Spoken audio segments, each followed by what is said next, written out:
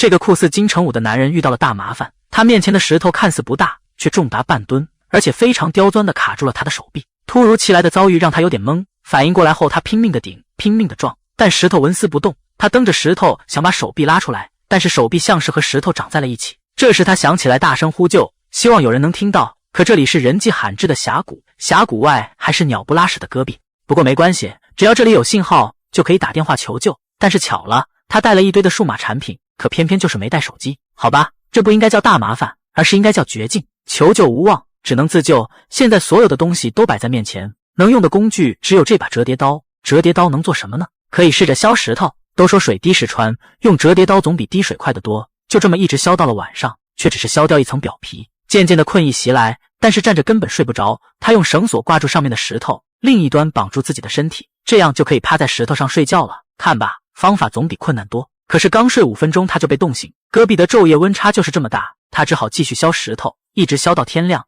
当清晨的阳光照进峡谷，他贪婪地用脚晒太阳。绝境中连一丝温暖都这么奢侈，他开始后悔出发前为什么不说自己要去哪里，后悔出门的时候为什么不带手机，后悔为什么拒绝别人的同行，后悔爬那块石头的时候为什么那么不小心。他几乎崩溃，或许这一切都是命吧，自己的小命要交代在这里了。再到晚上，他把所有柔软的东西都缠在身上保暖，效果竟然还不错。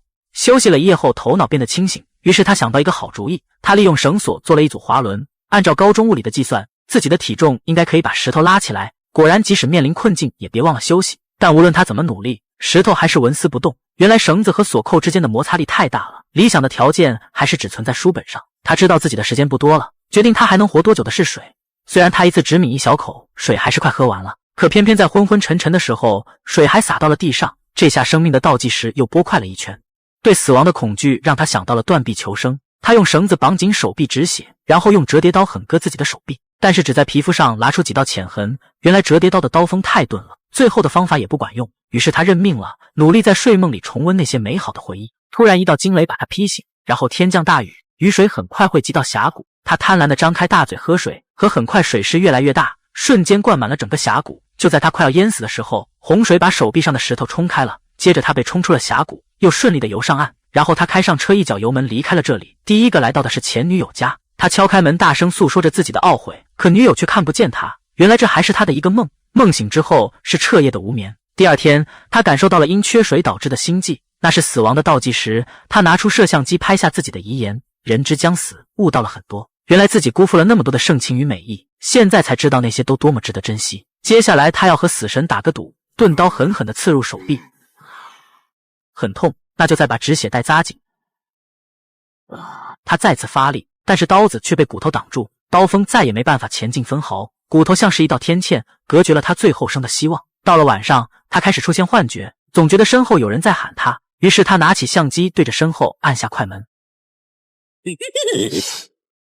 后来在朦胧中，过往与幻觉不断在脑中浮现，悔恨和希望在心中交织在一起。再后来，他看到了未来，看着未来的自己和儿子，他哭了，也笑了。当儿子走出了视野，他猛然惊醒，对未来的渴望让他轻易就做了一个决定，只是这个决定深入骨髓的疼。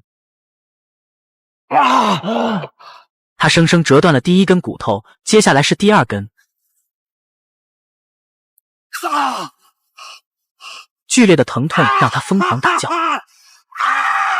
然后一鼓作气用钝刀切割手臂，肌肉和皮肤被他拉开，神经和血管被他挑断。在整整2个小时地狱般的折磨后，手臂终于离开了自己的身体。但是事情还远远没有结束，他赶忙用东西堵住伤口，然后收拾好装备离去。手臂还在流血，留给他的时间并不多。当他走到峡谷的尽头，心里又是一苦，原来这是一处断崖。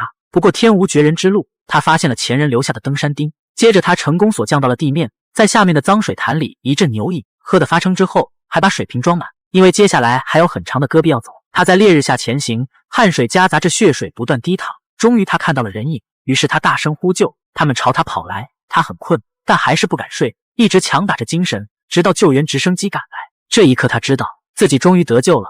这部电影由阿伦·罗斯顿的真实经历改编。多年以后，他组建了自己的家庭，过上了自己想要的生活。他经常会感谢自己，感谢那个在绝境中没有放弃的自己。